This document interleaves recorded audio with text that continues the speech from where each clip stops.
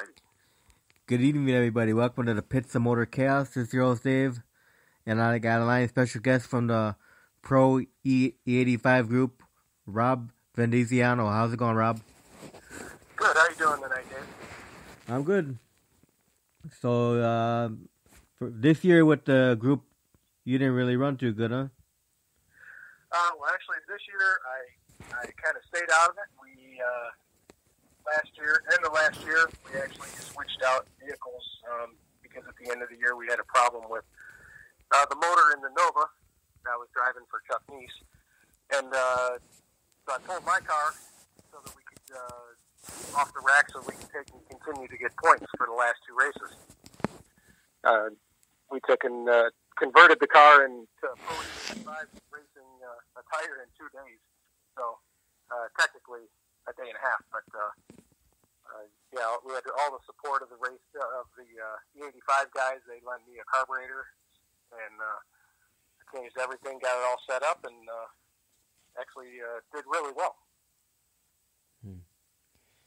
So now, how long have you been running with these guys? Well, actually, how I got started with them is I started driving Chuck Neese's 70 Nova when he was, it was I think in 2015, towards the end of the year. He had a little bit of health issues, and he asked if I would drive for him. And you know, we've been racing together since the 90s. So by all means, I was ready to help him out and do what I could for him. And so I ran the last couple of races in the end of 15, and then we got the car ready to go again in 16.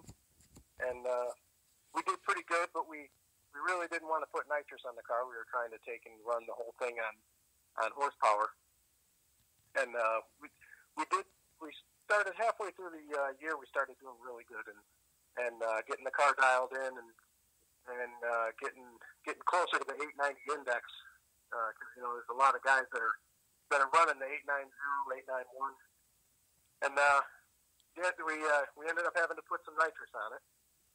Just a little small shot of nitrous just to get that other half a tenth that we needed to be competitive. And once we started doing that, we won some races and qualified great, and started going rounds. Ended up in 5th place that year, and then followed it up again in 2017 we ran, and have a little bit of issues with the nitrous because we tried to put a controller on the car. The controller wasn't too compatible with the ignition box that we had, and but we ended up running the whole year, did good, and came in 4th. So, but at the end of 2017, what happened was we went to my car, like I'd mentioned, because we popped a head gasket, and on the last race, I actually put a tune-up in the car to see how fast I could get it to go, because we were going to have an all-out race in about 2 weeks. And I ended up standing the car in the bumper and scraped up the car a little bit and damaged the oil pan. So I didn't have time to get the motor done and change some things on the car to make it super competitive for 2018. So that's why I kind of stayed out of in 18. Not to mention the fact I just purchased a different house, and I was actually building a race shop to get for my cars, and so I was a little preoccupied, but definitely supported the guys the whole time. So how many years have you known the president, Dwayne Wardrop? Well, actually, I used to race way back in the 90s. Chuck and I go back. And I used to race with the modified Superstock guys. And I believe Dwayne was racing with the Outlaw Superstocks, possibly. And I met him out in Union Grove a couple, 25 years ago. So I've known him. We've gone to, seen a lot of tracks, seen him in a lot of tracks, just kind of, cross paths quite a few years. So, yeah, Dwayne's a good guy. Been known him for quite a while. So now your car is a Camaro SS? Actually, it's an original Z28. I bought the car with SS tags on it, and I really didn't pay attention because the car was back half. And after I started redoing the car, and the car was black, had the wheel tubs were terrible, and it was all big huge tires on the back, and it just looked really it was really up in the air. So we stripped the car down, and looking at all the details and running the numbers, I found out the car is an actual Z28. So while I was rebuilding it, I kind of limited how much I wanted to cut up the car. That way, just in case later on I want to turn it into a Z28 again, I could. But the car is completely all steel and still has all the floors in it. So with the exception of the trunk floor. So now what year is the Z28? It's a 69. Yeah, I definitely prefer 69s. I have a couple of them, and I'm actually building a new car, but that's actually for a different class. So now what kind of engine you got under the hood of that car? This car is I have a Fast Times motor that is a 509.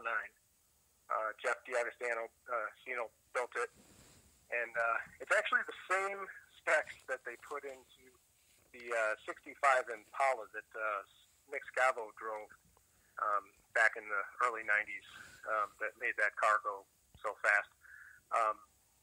Both motors were built actually in the same month, and he kind of mirrored a lot of stuff on mine that he was doing in that one.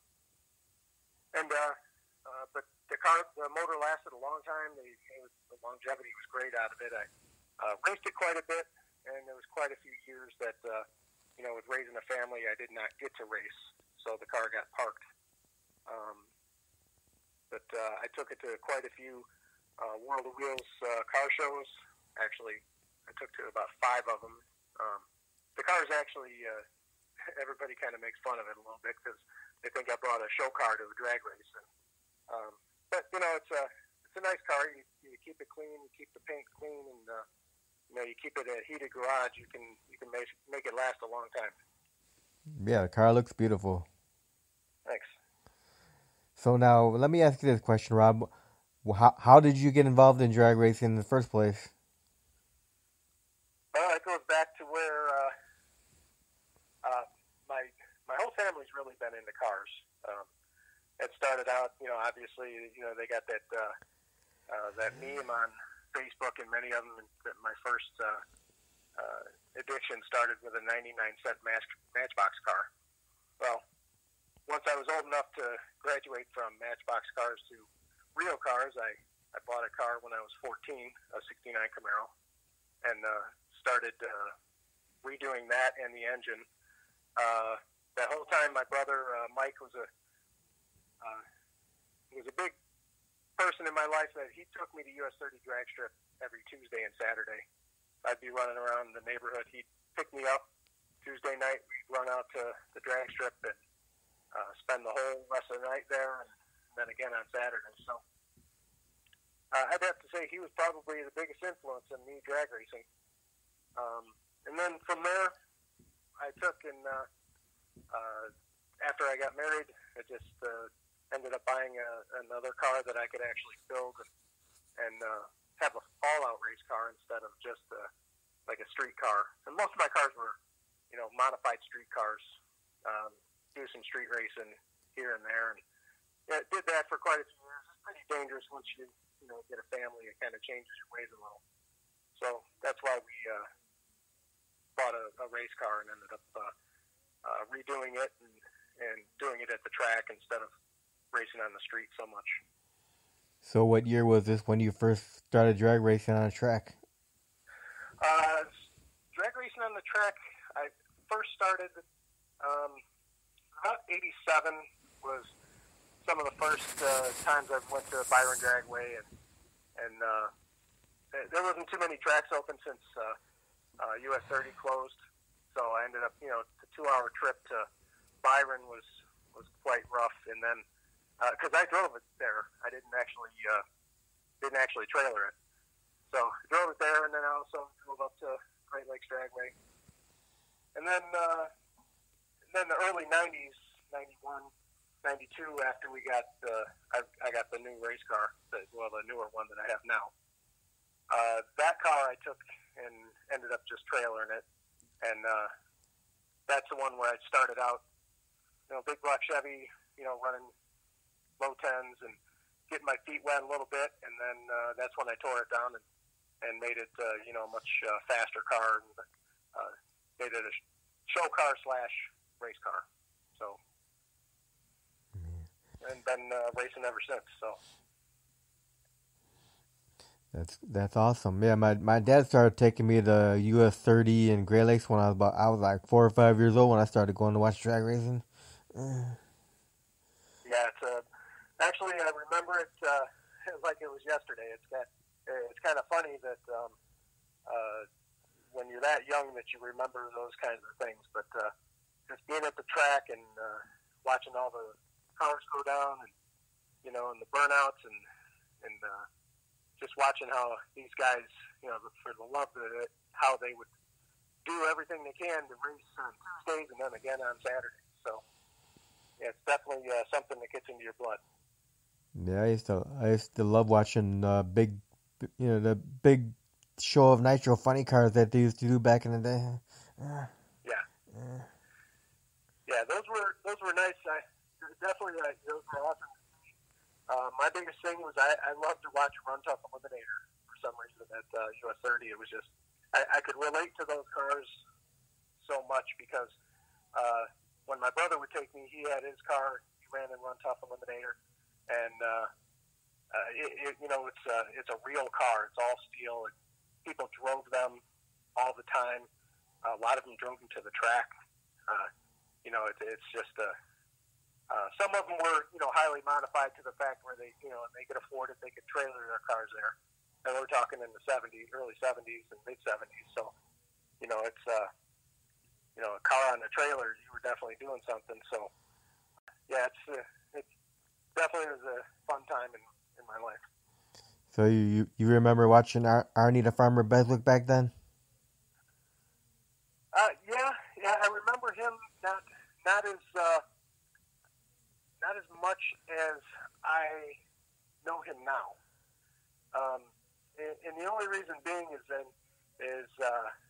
whenever he went to, he wasn't as popular around the US 30 crowd as like Heat on Camaro and there was an altered there called Happiness. That was Norm Nevinger and I actually ended up moving to the same town where Norm was and went to school with his family and his kids and everything. So, it just, all that stuff kind of tied back together, and I could really relate to it. It's, but yeah, that's those. A lot of those cars were the ones that I really went to see.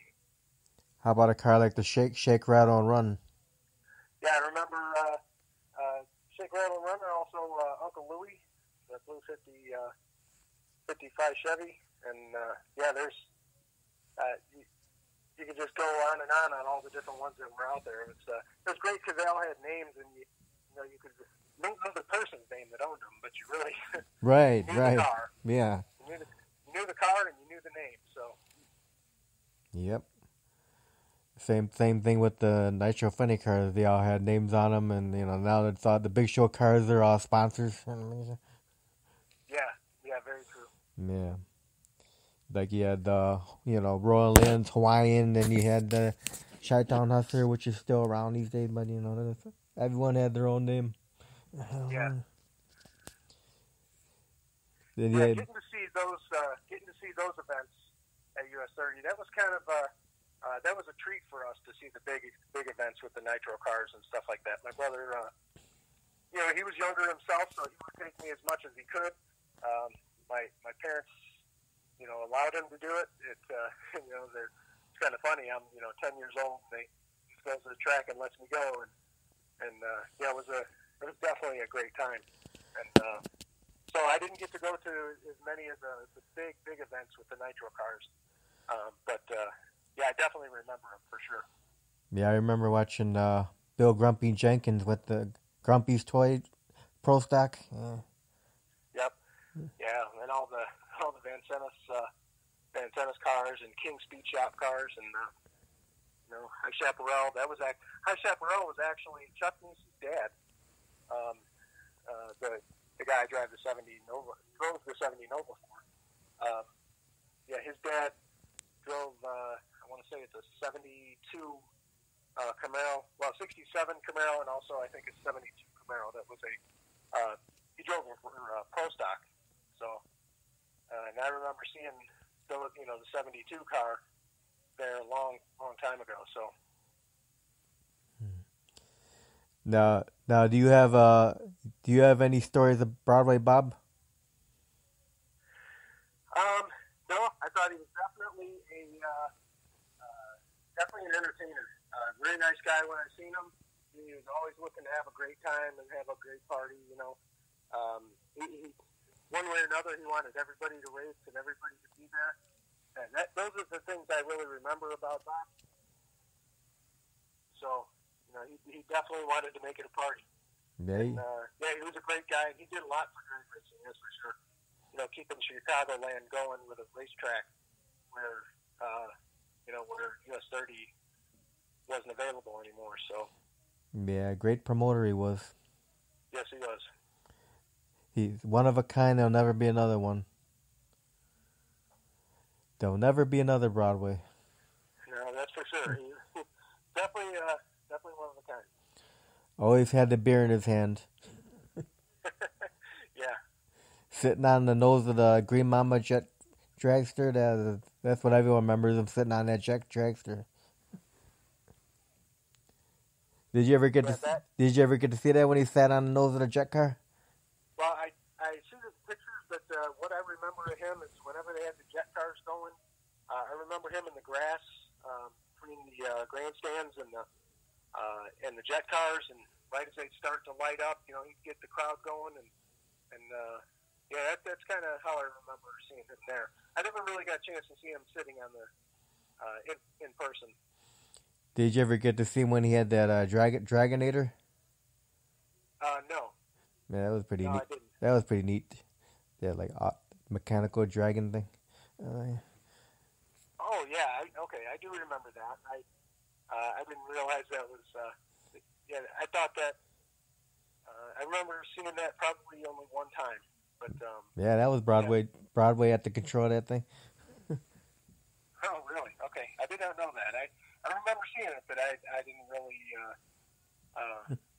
pay that much attention to who was actually controlling it. Yeah, picking up cars and stuff. Yeah, a lot of memories of that guy. Yeah. So, let's see. Next question would be, besides your family, who else was inspirational to you? Any other drivers that inspired you to start drag racing? Yeah, actually, there was Raider Morrison, Lee Shepard. I don't know if you remember. Yeah. Driver, Lee Shepard. Yep. I always watched him on TV and running NHRA. Him and Butch Leal were two. I always envied them because I'm thinking, how great they could always go racing and they had a racing career and they were excellent drivers and they were always the guys to beat. Unfortunate when he died, but they definitely Raider Morrison car was always one to be reckoned with. So, and with him driving, it was definitely even that much more. So, but I'd say he was probably one of the guys that inspired me for drag racing and wanted to always watch it and do it myself. So now, when you take your car out for racing, how many crew members you bring out with you? Well, my car's definitely. I've managed to do a lot of maintenance-free type of stuff to keep it to where I don't have to have as many people as a lot of guys do. But, definitely I have usually 2 or 3 guys, and, Chuck and I had raced for, many years. He helped me the whole time when I was racing with the modified super stocks. And also a friend of mine, Robert, and my brother, Mike, he also comes out anytime he's available and helps. And absolutely, the number one person that's always with me is actually my son, Dominic. Anytime we're going racing and he's available, he's definitely the first in line to get in the car and let's go. So yeah, it's I try to not. I want everybody to be able to go there and have fun and do what they like, and be able to go watch racing, so where they're not having to just walk on the car and not be able to see the races. So I try to do as much as I can beforehand, so that when I'm at the track, we can have an easy day of it. So now with the off season, now are you planning to do any changes to the car for next season? Yeah, I'm actually putting a bigger engine together, and because the 509 that was in it for quite a few years, and so I'm definitely trying to make it to where I'm actually going to have a horsepower car. And then for any of the events where we're going to run all out, it'll be running on nitrous. And, do some things like, better transmission. And I I'm thinking about putting a set of wheelie bars on the car. I prefer not to have wheelie bars on the car because, you should be able to adjust the chassis enough to keep the car from wheeling. There's a lot of cars that have a lot more horsepower than I do that they can keep their car from wheeling, but the type of setup that this car has in it, it probably needs a set so they don't have to worry about, going too high. Right. Well, that's what you guys in the Pro E85 guys are known to do, those big wheelies. Yeah, and I think the wheelie bars will help, be able to put on a show better, have a little more control over the wheelies, be able to run them out longer. The one time we did a wheelie, I think we measured it out. The car ran about 315 feet on the back tires, and still ran a 902 against Steve Hoke running a 901. It was an awesome race, and actually we got to the end of the track, and I think he was more excited than I was. Actually, he said I got to watch in the air driving right next to me. It was awesome. So yeah, it was definitely a fun race and one to remember. So next year with the changes to the car, you're hoping to try to get up there with some of the big guys like Johnny B and Frank Morgan and them? Oh yeah, definitely. The end of 2017 and the middle of them, we were definitely. I feel we were one of the cars to beat. We were actually qualified number one quite a few times. We were very on the 890 index.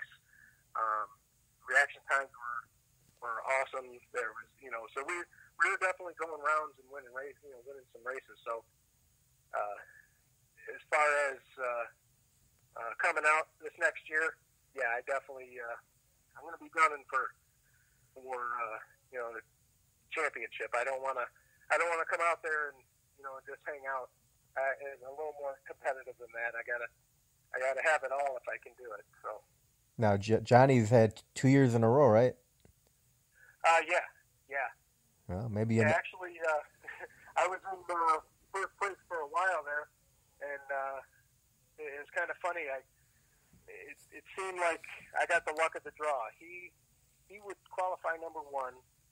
The next round, I would end up racing him, and it just so happened, for a couple of races in a row, he'd clip me on the second round. So what would happen is I'd end up going out early, and he got ahead of me on points, and some of the other guys kind of come around me, like Joe Kaufman and Dwayne. So yeah, that's how I ended up in fourth, and I was not up until the end of the year, like the second race, we were all pounding away trying to go for that, be in first place, and he ended up, kind of wrapping up. Joe and him kind of wrapped it up on first and second, so on the last race. But yeah, it was a tough season.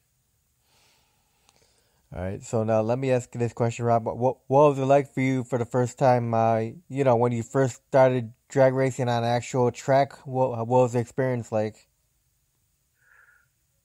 Well, it was definitely something new. I remember thinking, oh, man, I can't wait to get out there because, it is a little nerve-wracking the first couple times because, you feel like everybody's watching you and you don't want to, how some people kind of stage funny and they end up rolling through the beams.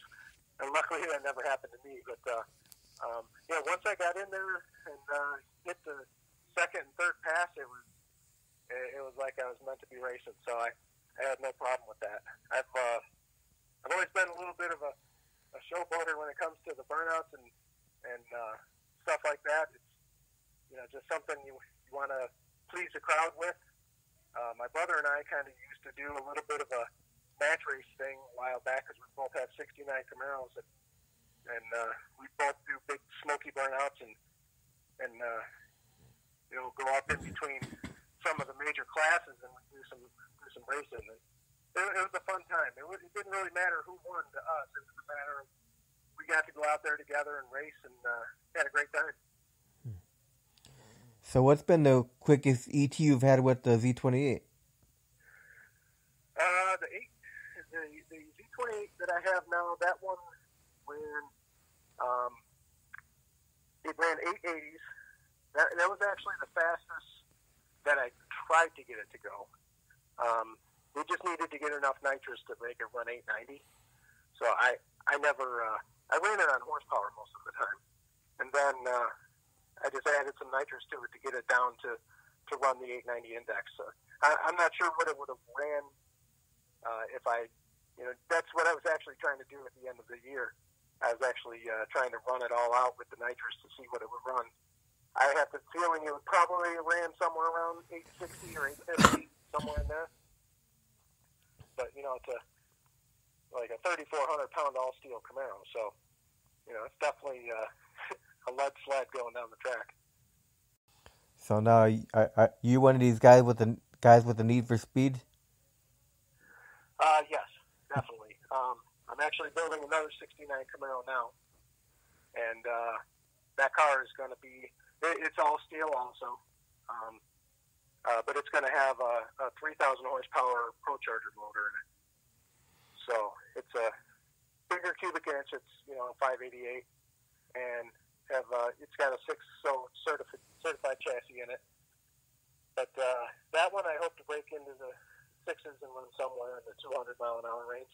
Now, would you consider running with the Chicago Wise guys with that car? Yeah. I mean, it would definitely be a flashy car to run in that. I don't think I could be as competitive as they are because the car itself is it's going to be heavy, so it's going to be every bit of 3,000 pounds. So to be competitive with those guys, I know they're running mid sixes, and I don't know if this car will actually go that fast, being as heavy as it is going to be. If it was fiberglass, I wouldn't have any problem. But I have an aversion to fiberglass. I want to have my car as much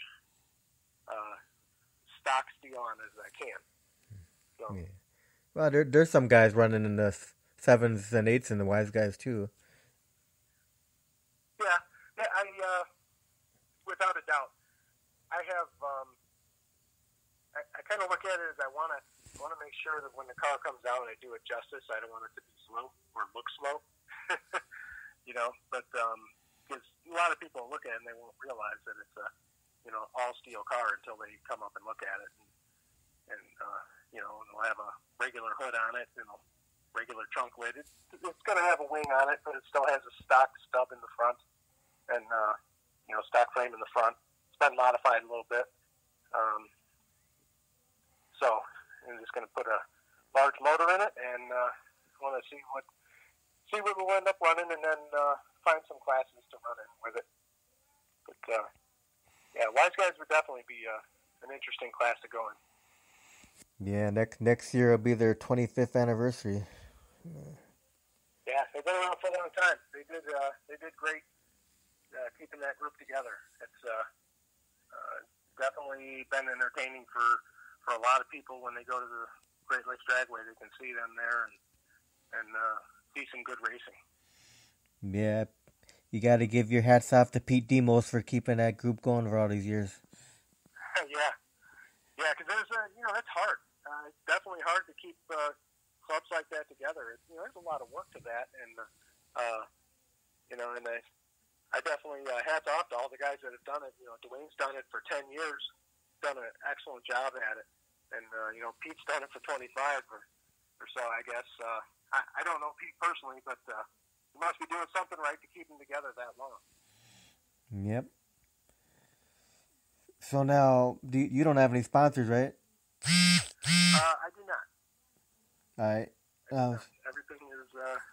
Everything's pretty much on my own.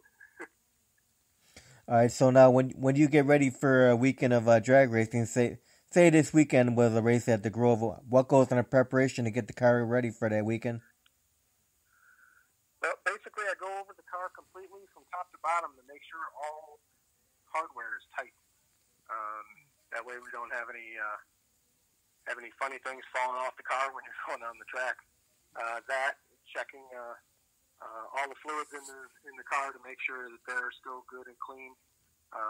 Changing the oil if needed, and I'll go through and clean the car up from the last race. Make sure that it's definitely presentable, and then I'll make sure that everything in the trailer is put back and ready to go, so that when we get there, all we have to do is definitely charge the battery, make sure that's all set. But when we get there, all we have to do is pull it out and get ready to be called up to the line. So yeah, it's definitely there's some hours put in at the shop to make sure that happens. But definitely sometimes swap the tires over from side to side if there's enough runs on them. Other than that, definitely prep everything so that when I get to the track, we don't have to do anything but make sure that we're ready to go. All right. So now, what are your some of your favorite tracks to run on? Definitely Route 66. I really like that track. I wish they were more open to have a lot of the local racers there to be able to put some events on. Unfortunately, they're owned by bigger companies, and they don't look at it that way. But I really like the track there and the facilities, and it really makes it nice because you don't have the dust, you don't have the rocks that you would have. Great Lakes Dragway has always been a favorite of mine, so it's Byron. And actually, there's a small track that we've done some bracket racing down in Nashville that I've raced at a few times, and those guys love to race down there. And we've done some bracket racing and went some rounds down there. We've done that with my friend Phil Logan. I drive his 73 Camaro, and it's a low 8-second horsepower car, and we do 8th mile down there with the car. And it's been first with his 70 Chevelle, and then we did it with his 73 Camaro. And it's awesome racing. They love it, and everything's quick. The cars they go down the track and they're ready for the next round. There's no waiting around. There's no nothing. They don't mess around. A lot of good people that you meet down there, and you actually end up leaving with more friends than when you came there. Did you do the 8th mile racing with the Pro E85 guys when they did that trip? No, I did not. And the only reason we didn't, we were going to take my friend Phil's 73 Camaro but his nitrous was not set up on the car, and he had was just coming back from a road trip, and we would have only had a couple of days to prepare.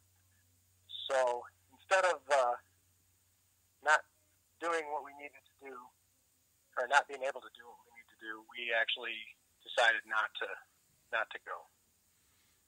So would have been fun. I think we would have had definitely a competitive car, because his car with nitrous is definitely, I mean, on horsepower runs 820. So we would have definitely had a good car to run on down there. But unfortunately, we weren't able to make the call. All right, now where do you purchase all your fire safety equipment from? Pretty much use RJS equipment. It's been an excellent product for me, and I've also, on the new car, I've kind of switched over a little bit. I've also gone to Stroud because I've always heard good things about Stroud. I like the quality of their equipment. All the parachutes on there, Stroud, and the fire bottle stuff. That's actually going to come from Tim McCamus. So, yeah, I kind of jump around a little bit on the safety equipment depending on what safety equipment is I need. But as far as the helmet, shoes, jacket, all that stuff, it's really been RJS. Okay. Now, since you've been drag racing throughout the years you've been racing, have you reached any milestones so far?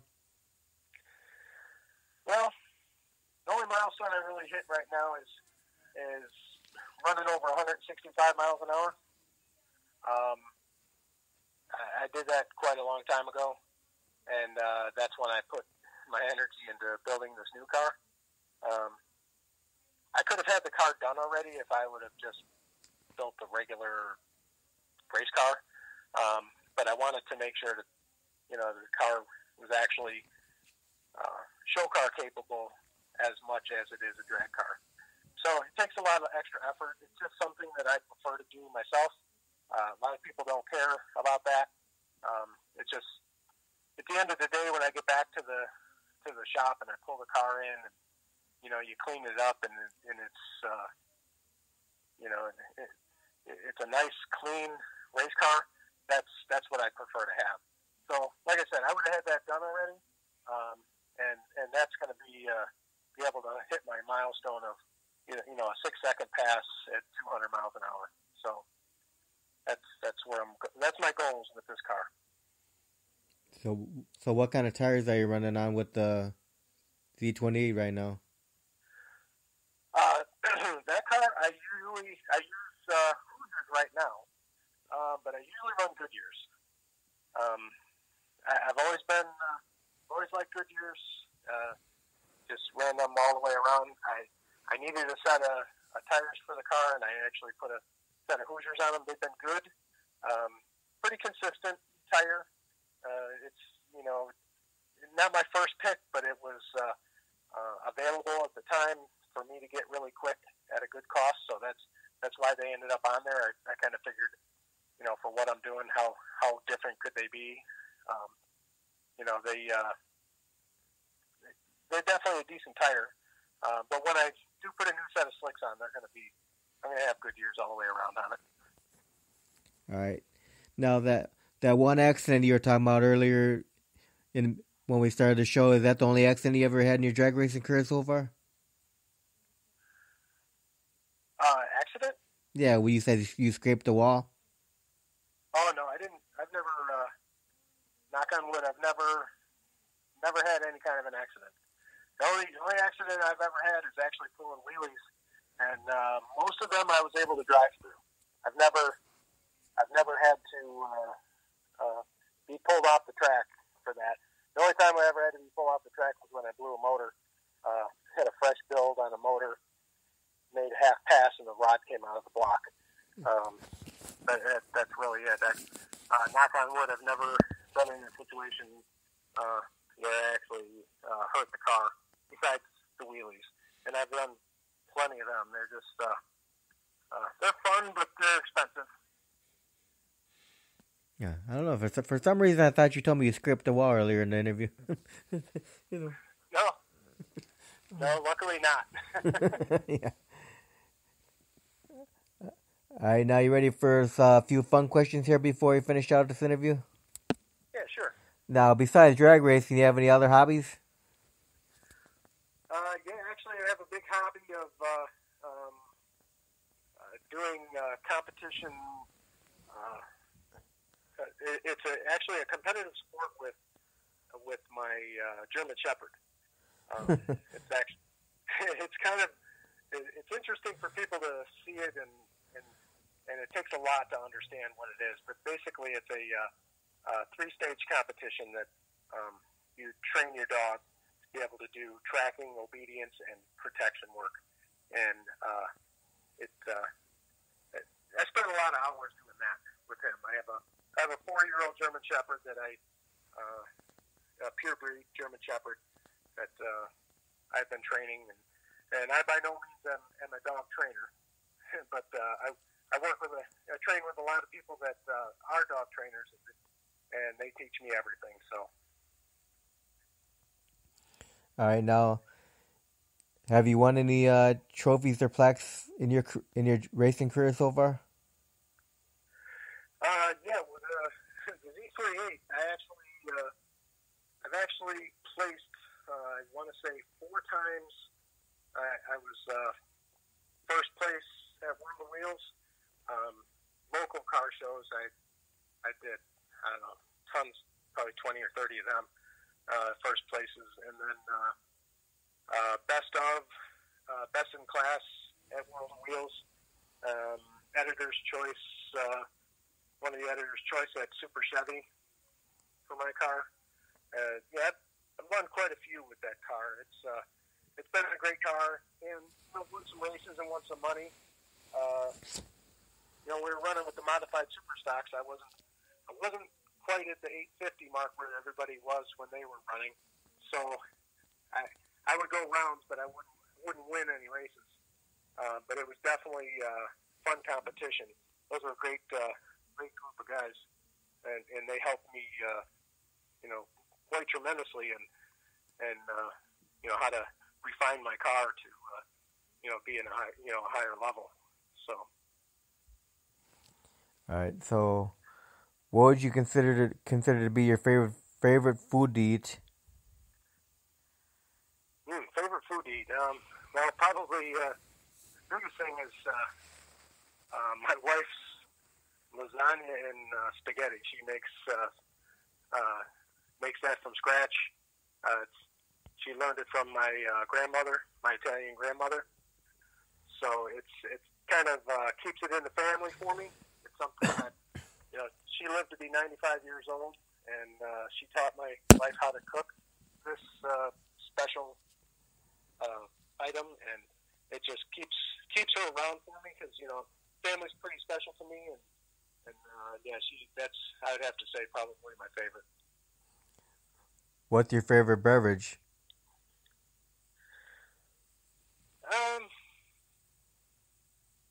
I would have to say it's probably right now it's water because that's better for you. But favorite, I drink Mountain Dew Kickstarts a lot. I try to stay away from the real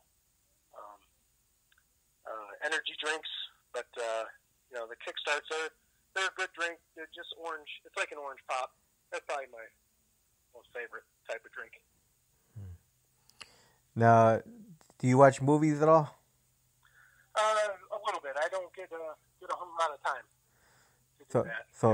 But do you have a favorite movie of all time? Yeah, for some reason, probably Taken is one of my favorite movies. Because it just reminds me of a father protecting his family, protecting his daughter. It just it's something I would do for my daughter, and it's just it's really it's a little far fetched. This crazy spy type person that's able to know things that, how does he know that? But it's a lot of action to it, and it's a good movie. So